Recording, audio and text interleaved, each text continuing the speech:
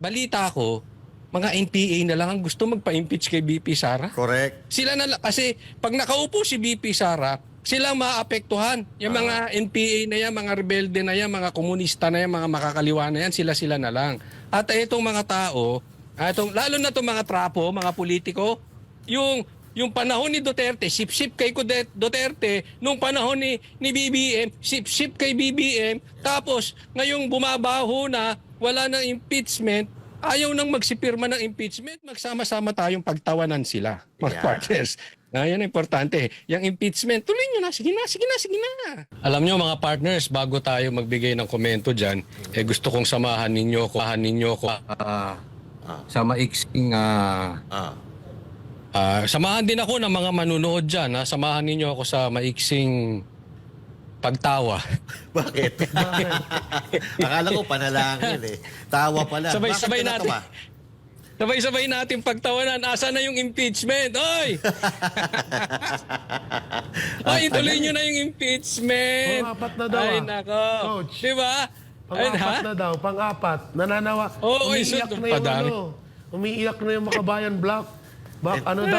Actionan na daw. Hindi, 6 na mambabatas lang. Sa sobrang daming mambabatas, 6 lang ang gusto na i-impeach si BP Sara Duterte na mambabatas ha, sa ngayon. Consoli, sige, tuloy mo yung ano mo. Yung mga manunood, pagtawanan na natin. Pambira, impeach nyo na si BP. Ako, gusto ko na pa-impeach si BP Sara Oo. Pero attend ako ng rally. Pero gusto ko pa-impeach. Nang mayroon tayong pinagtatawanan. Di ba? Nang makasagot si BP Sara. Isipin ninyo, ito balita ko rito ha. Ang dami nang dumidistansya. Ayaw na magsipirma. Ayaw lalayo sila kasi mag-e-eleksyon Ayaw nila ma-associate kila Tamba sa Quadcom, etc. O kaya, pasensya na partner, kukontrahin ko kayo sa sambayan ng Pilipino. Sige. Tuloy nyo na yung impeachment. Yeah. Impeach na kung impeach.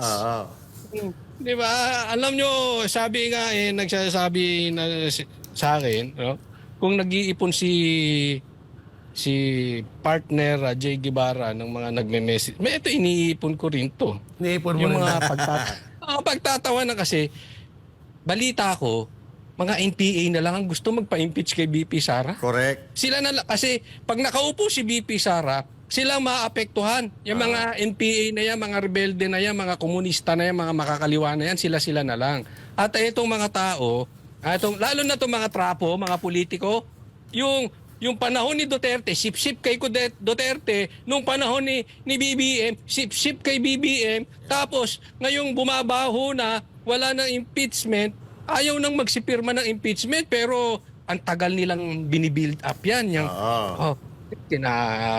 Iniimbestigahan si Sara, BP Sara, iniimbestigahan si BRRD. Ang bottom line hanggang gano'n na naman pala. Kasi, yan pag pumirma ka, para ka talagang tumaya dyan. Yes. Madali kasi magngangawa Pero pag may pirma na, nakataya ka na. Diyan sila naduwag. Maraming mga politiko, pagdating dyan, hanggang ngawa.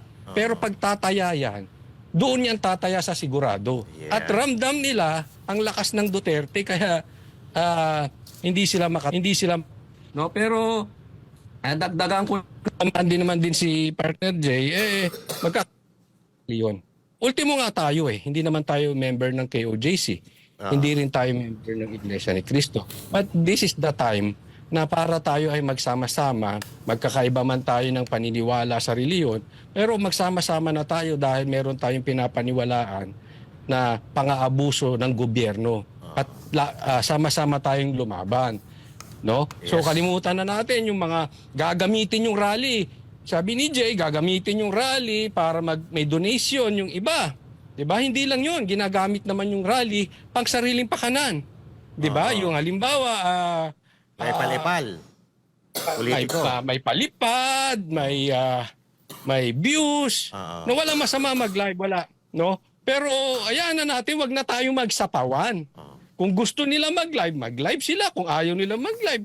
Kasi pansin nyo, tayo naman, di ba? Nag-attend tayo ng rally sa EDSA, nag-attend din tayo sa veterans, hindi tayo nag-live. Diba? May nagtanong nga, ba't di kayo nagla-live? Sabi namin, marami na kasing naka-live. Basta kami suporta lang. Kung anong kailangan, Yun ang gagawin natin. Hindi na importante kung anong pakinabang natin dito sa rally na ito. Yan.